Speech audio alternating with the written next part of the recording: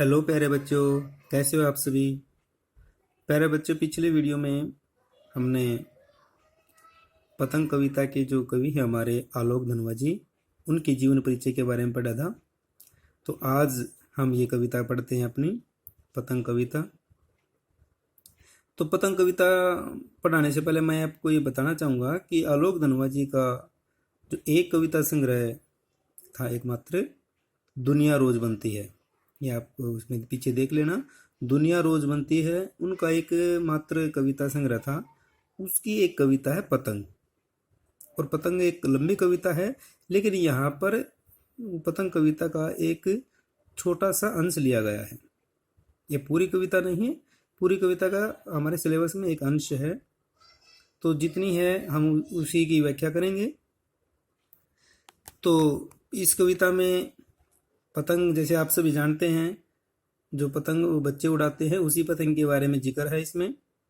और पतंग जो है, इस कविता में 3-4 बातें कवि के द्वारा बताई गई हैं। थोड़ा सा मैं आपको इसके बारे में बता देता हूँ ताकि कविता को समझने में आपको परेशानी नहीं होगी।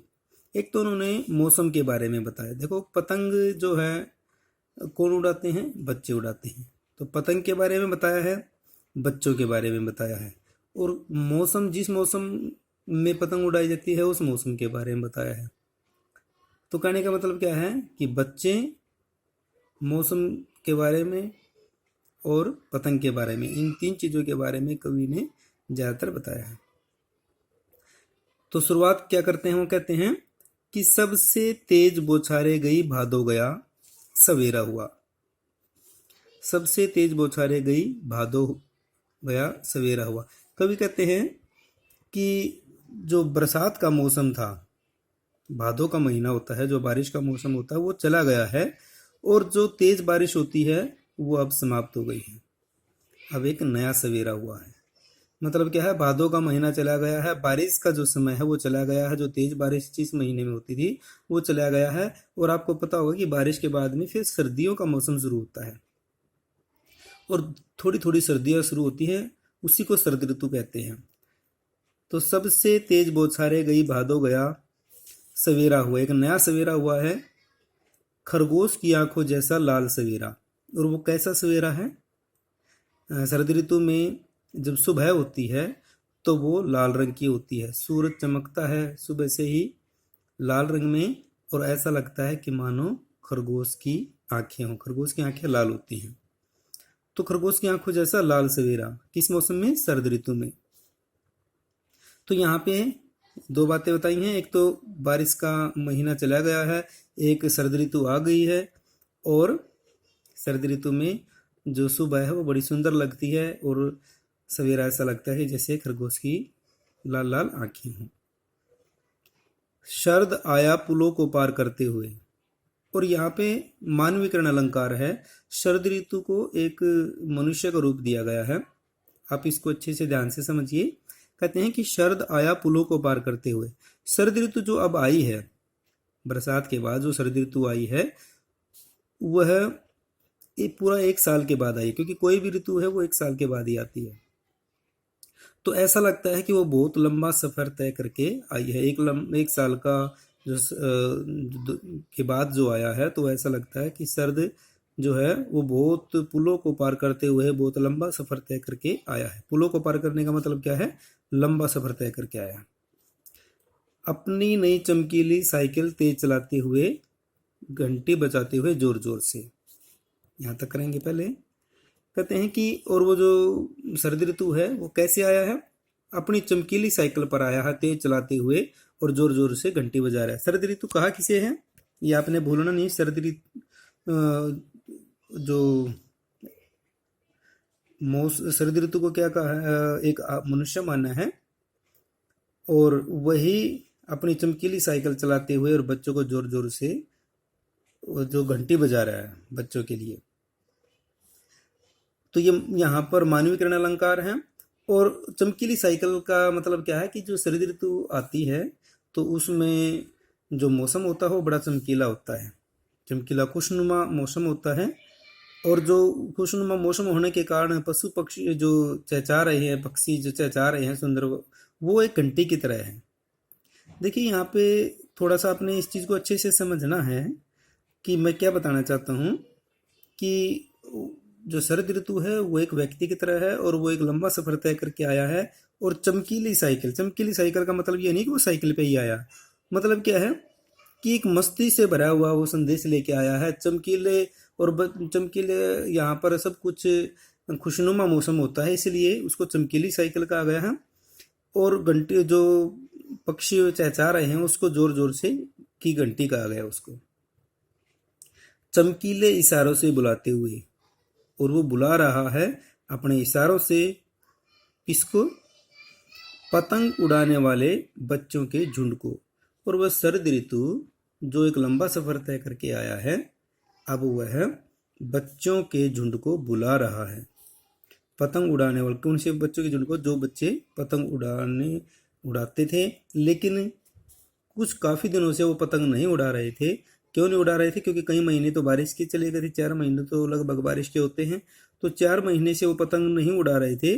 तो अब मौसम पतंग उड़ाने का हो गया है, शरद ऋतु पतंग उड़ाने का मौसम हो गया है, इसलिए वह बच्चों को बुला रहा है चमकीले इशारों से बुलाते हुए और आकाश को इतना मुलायम बनाते हुए कि पतंग ऊपर उड़ सके।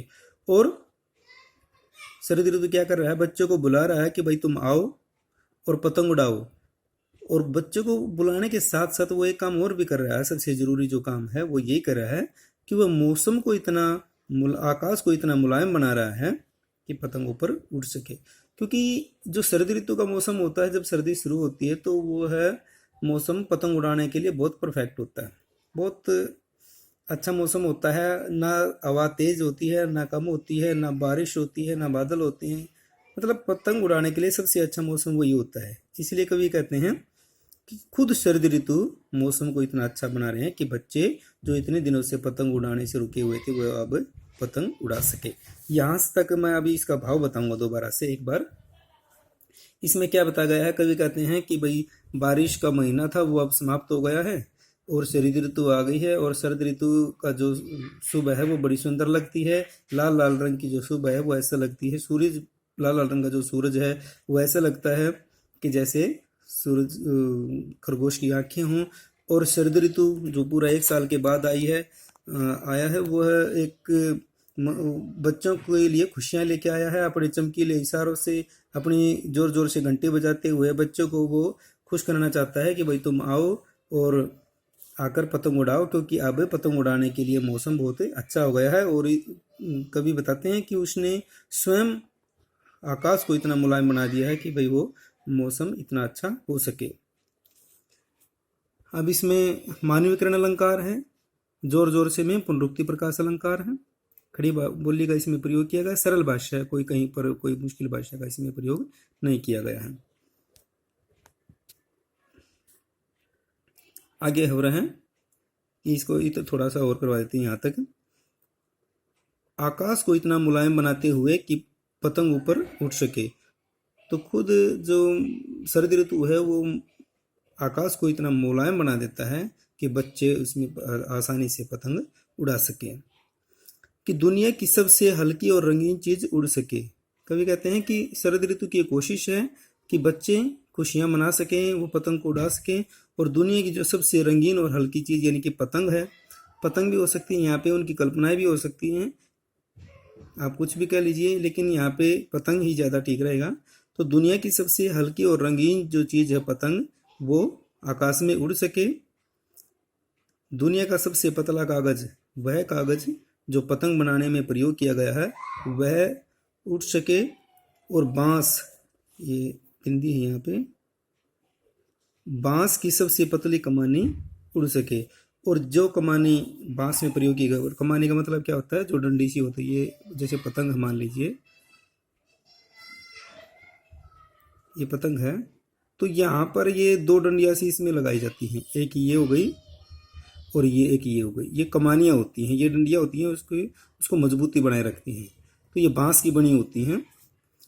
तो कवि कहते हैं कि दुनिया की सबसे पतला कागज उड़ सके, बांस की सबसे पतली कमानी, ये कमानी की मौसम ऐसा बनाता है शरद ऋतु कि एक पतला कागज ये उड़ सके, ये कमानियाँ ये उड़ सके कि शुरू हो सके चींटियों, किलकारियों और तितलियों की इतनी नाजुक दुनिया।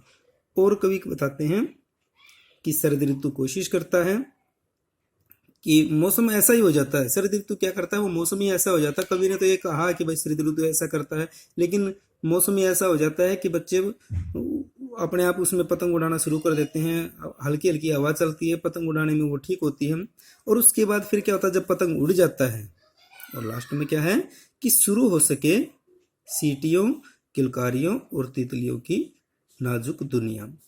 और जब पतंग उड़नी शुरू होती है और कंपटीशन होते हैं, मुकाबले होते हैं, एक छत से दूसरी छत पे, इधर से बच्चे उधर, उधर से इधर, सभी चारों तरफ पतंगे उड़ रही होती हैं, एक दूसरे के पतंगों को काटते हैं, आपको पता है इस बात का। और जब किसी की पतंग उड़ जाती है, कट जाती है, तो जो कट जाती है वो तो अपने डोर को समेटने में लग जाता है बेचारा। और जिसकी जो काटते हैं वो सीटियां मारते हैं, जोर जोर से चिल्लाते हैं कि भाई हमने इसकी काट दी पतंग को। एक खुशी का बड़ा माहौल होता है। किलकारियां लगाई जाती हैं बच्चों के द्वारा, सीटियां बजाई जाती हैं, किलकारियां होती हैं। और तितलियों की इतनी नाजुक दुनिया। तितलियां का मतलब क्या है, ये लय जैसा लग रहा है, अब ये तय ही है। तितलियों, कवि बताते हैं कि मौसम जब इतना सुंदर हो जाता है, सुहावना हो जाता है, शरद ऋतु आती है, तो जब आकाश में चारों तरफ पतंग ही पतंग उड़ती हैं, रंग बिरंगी पतंगे उड़ती हैं, तो कैसे लगती हैं, ऐसा लगता है कि जैसे आकाश में तितलियां उड़ रही हों। ठीक है, तो तितलियां किन के लिए प्रयोग हुआ है, ये पतंगों के लिए प्रयोग हुआ है। यहाँ पे जो वो तितलियां हैं उनका कोई जिक्र नहीं है। पतंग ही ऐसे लगते हैं कि जैसे मानो आकाश में तितलियां उड़ रही हैं, क्योंकि रंग बिरंगी तितलियां होती हैं और पतंग भी रंग बिरंगे होते हैं। तो कवि ये बताते हैं कि ये सारी कोशिशें कौन करता है, शरद ऋतु करता है। मौसम को ऐसा बनाता है कि बच्चे पतंग उड़ा सके, कागज उड़ सके, उनका पतंग का कागज, कमानी उड़ सके, सबसे रंगीन हल्की चीज उड़ सके। और जब उड़ जाती हैं, पेंच लगते हैं, तो सीटियां बजती हैं, किलकारियां होती हैं और चारों तरफ तितलियों की एक बहुत सुंदर दुनिया दिखाई देती है। तो प्यारे बच्चों, लगभग 12.5 मिनट की ये वीडियो हो गई है, तो लगभग मैं यही चाहता हूँ कि इससे ज़्यादा हम ना बनाएं। अगले जो बाकी की है, ये आधी कविता और रह गई है, ये हम इसके अगले बाद में बना करेंगे। ठीक है, तो इसको अच्छे से अपनी कॉपी में इसकी व्याख्या करनी है आपने। अगर समझ में एक बार ना आए तो बार बार समझना, देख लिखे इसको अच्छे से समझ लेना है। मुश्किल कुछ नहीं है, सिर्फ सोचना है इसमें कि कहा क्या गया है। सिर्फ एक बात यह है कि भाई सर्दी की, बारिश का मौसम चला गया, सर्दी की ऋतु शुरू हो गई है और बच्चे पतंग उड़ाने में अब व्यस्त हो गए हैं। और पतंग जब उड़ती है तो किलकारियां लगती है, सीटें लगती हैं और तितलियों की तरह पतंग आकाश में उड़ते। बस इतनी सी बात है, कोई खास बात है इसमें है नहीं, लेकिन व्याख्या है, क्वेश्चन इसमें से पूछे जाएंगे अंदर से, तो इसलिए आपने इसको ध्यान से समझना है। ठीक है, सभी बच्चे बहुत अच्छा काम कर रहे हैं, उनके लिए आप सभी को बहुत बहुत बधाइयाँ। ठीक है, बहुत साल के शुरुआत में ही आपने अच्छी तैयारी की, ये शुभ संकेत है आपके अच्छे परीक्षा परिणाम के। तो मैंने पिछले वीडियो में बताया था कि साल की शुरुआत में आपने अच्छी कोशिश करनी है और वो आप बहुत सारे बच्चे उस पर लगे हुए हैं। तो एक बार फिर आप सभी को अच्छे भविष्य की बहुत बहुत शुभकामनाएं। अपने घर में रहें, सुरक्षित रहें। धन्यवाद। जय हिंद, जय भारत।